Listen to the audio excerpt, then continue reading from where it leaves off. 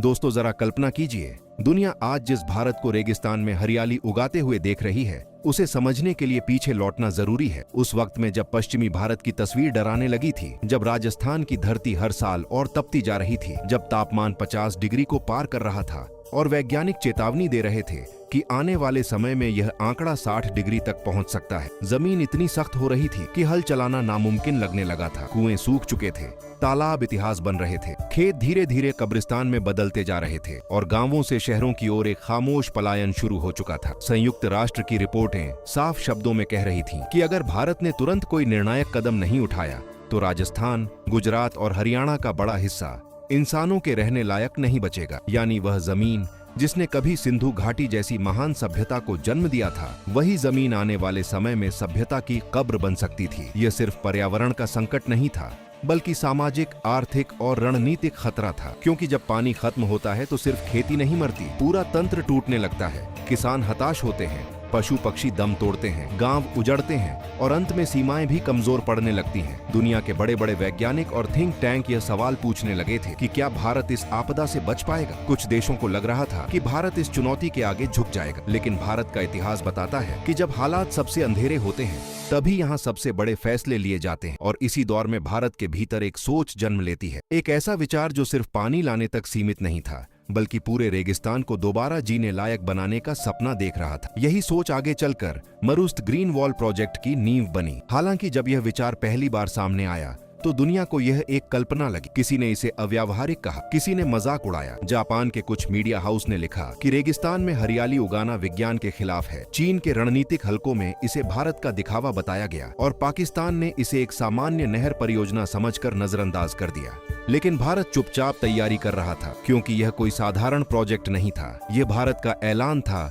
कि अब वह सिर्फ संकट झेलने वाला देश नहीं रहेगा, बल्कि संकट को मात देने वाला राष्ट्र बनेगा। जैसे जैसे इस योजना के शुरुआती संकेत सामने आने लगे, वैसे वैसे बीजिंग के पावर कॉरिडोर में हलचल तेज हो गई। पाकिस्तान के सैन्य विश्लेषक अचानक सक्रिय हो गए और अमेरिका ने अपने सैटेलाइट्स राजस्थान की दिशा में घुमा दिए, क्योंकि उन्हें समझ आने लगा था कि भारत कुछ ऐसा करने जा रहा है जो सिर्फ पर्यावरण नहीं, बल्कि पूरे क्षेत्र की ताकत का संतुलन बदल सकता है। यह पहली बार था जब रेगिस्तान को विकास की कमजोरी नहीं, बल्कि रणनीतिक अवसर के रूप में देखा जा रहा था। और यही वह मोड़ था जहां भारत ने तय कर लिया कि वह रेत के समुद्र के सामने घुटने नहीं टेकेगा, बल्कि उसे चीर कर अपना रास्ता बनाए। लेकिन सवाल अभी बाकी थे।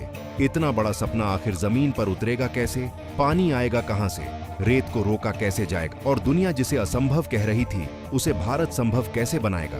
इन्हीं सवालों के जवाब से आगे की कहानी शुरू होती है। आपको वीडियो अच्छा लगे तो कमेंट में जय हिंद लिखना न भूलें। मरुस्त ग्रीन वॉल प्रोजेक्ट सिर्फ एक विचार नहीं था, बल्कि भारत के लिए एक तकनीकी चुनौती थी। क्योंकि सवाल सिर्फ इतना नहीं था कि रेगिस्तान में पानी कैसे पहुंचाया जाए, बल्कि यह था कि पानी पहुंचने के बाद उसे बचाया कैसे जाए, रेत को रोका कैसे जाए और हरियाली को टिकाऊ कैसे बनाया जाए। इसी वजह से भारत ने पारंपरिक नहर मॉडल को पीछे छोड़ते हुए एक हाईटेक वाटर कॉरिडोर की योजना बनाई, जिसकी शुरुआत हर के बैराज से होती है, जहां सतलुज और ब्यास का नियंत्रित पानी एक विशेष फीडर सिस्टम में प्रवेश करता है और फिर पंजाब व हरियाणा से गुजरते हुए राजस्थान के सूखे इलाकों तक पहुंचता है। लेकिन यह नहर सिर्फ बहती हुई धारा नहीं है, बल्कि एक नियंत्रित नेटवर्क है, जहां हर बूंद का हिसाब रखा जाता है। क्योंकि रेगिस्तान में पानी की बर्बादी सबसे बड़ा अपराध होती है, इसी कारण भारत ने यहां बाढ़ सिंचाई की जगह स्मार्ट ड्रिप और माइक्रो इरिगेशन सिस्टम को अपनाया, ताकि पौधों और फसलों को उतना ही पानी मिले जितना उन्हें वास्तव में चाहिए। नहर के दोनों किनारों पर 100 फुट तक फैली ग्रीन वॉल विकसित की गई, जिसमें ऐसे पेड़,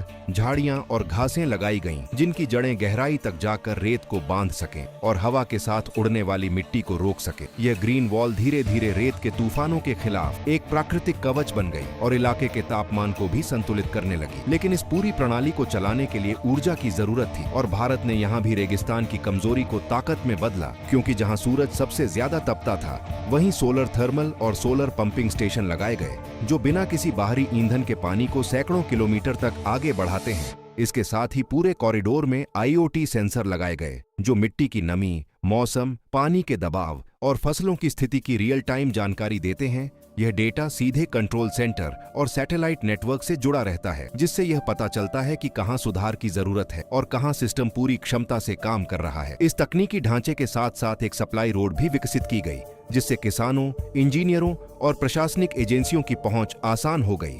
नतीजा यह हुआ कि जहां पहले सिर्फ सूखा चारा उग पाता था, वहां अब दालें, तिलहन और बागवानी फसलें लहलहाने लगीं। रोजगार के नए अवसर पैदा हुए, गांवों में स्कूल और स्वास्थ्य सुविधाएं लौटने लगीं और पलायन की रफ्तार थमने लगी। यही वह पल था जब सैटेलाइट तस्वीरों में राजस्थान के रेगिस्तान के बीच हरे भरे कॉरिडोर दिखाई देने लगे और दुनिया को समझ आ गया कि भारत सिर्फ प्रयोग नहीं कर रहा, बल्कि एक कामयाब मॉडल खड़ा कर चुका है। लेकिन असली हलचल अभी बाकी थी, क्योंकि जैसे जैसे यह ग्रीन वॉल सरहद की ओर बढ़ने लगी, इसका असर सिर्फ खेती और पर्यावरण तक सीमित नहीं रहा, बल्कि रणनीतिक हलकों में भी इसकी गूंज सुनाई देने लगी। जैसे ही मरुस्त ग्रीन वॉल प्रोजेक्ट ने रेगिस्तान की रेत को पीछे धकेलना शुरू किया, वैसे ही दुनिया को एहसास होने लगा कि भारत सिर्फ पर्यावरण सुधार नहीं कर रहा, बल्कि चुपचाप अपनी सबसे कमजोर मानी जाने वाली सीमा को सबसे मजबूत परत में बदल रहा है। क्योंकि यह ग्रीन कॉरिडोर बाहर से देखने में खेती और हरियाली का मॉडल लगता है, लेकिन भीतर से यह एक रणनीतिक ढांचा है जो पानी, भोजन, ऊर्जा और सुरक्षा को एक ही लाइन में जोड़ देता है। जहां पहले सीमावर्ती चौकियों तक पानी और संसाधन पहुंचाना एक संघर्ष था, वहीं अब नहर और उससे जुड़ी सप्लाई रोड सेना के लिए एक स्थायी लाइफलाइन बन चुकी है। इसी वजह से पाकिस्तान के रणनीतिक हलकों में बेचैनी फैल और वहां के कई रिटायर्ड जनरल्स ने सार्वजनिक रूप से यह स्वीकार किया कि अगर यह ग्रीन वॉल पूरी तरह स्थापित हो गई तो भारत की पश्चिमी सीमा पर एक प्राकृतिक किला खड़ा हो जाएगा। चीन ने भी इसे केवल पर्यावरण परियोजना मानने से इनकार कर दिया और अपने सरकारी विश्लेषणों में इसे जल रणनीति का नया मॉडल बताया, क्योंकि बीजिंग समझ चुका था कि जो देश पानी और भोजन को सुरक्षित कर लेता है वह आने वाले दशकों की राजनीति में बढ़त बना लेता है। अमेरिका ने इसे रीजनल गेम चेंजर मानते हुए यह स्वीकार किया कि भारत ने जलवायु संकट को रणनीतिक अवसर में बदल दिया है और यहीं से यह प्रोजेक्ट सिर्फ भारत की कहानी नहीं रह जाता, बल्कि पूरी दुनिया के लिए एक संदेश बन जाता है कि जलवायु परिवर्तन से लड़ाई सिर्फ चेतावनियों और सम्मेलनों से नहीं जीती जा सकती, बल्कि जमीन पर उतरे फैसलों से जीती जाती है।